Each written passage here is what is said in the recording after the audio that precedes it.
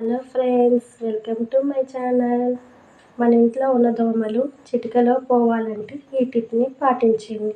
first tip, ఒక ప్రమిద తీసుకొని అందులో 2-3 లవంగాలను వేసి దానిలో 2-3 పచ్చకర్పూరం బిళ్ళలను కూడా వేసి వెలిగించామంటే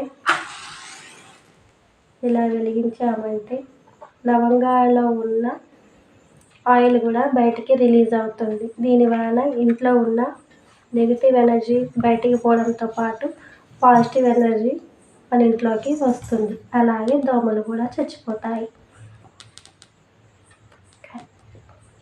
సెకండ్ టిప్, ఒక ప్రమిదలో ఒక బిర్యానీ ఆకును తీసుకొని ఆకుని ఇలా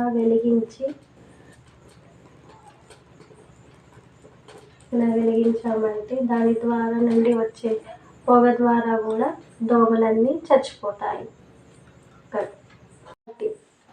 ఒక అగరబత్తిని తీసుకొని దానికి జవ్వాదు పౌడర్నంతా అప్లై చేసి అగరబత్తిని వెలిగించామంటే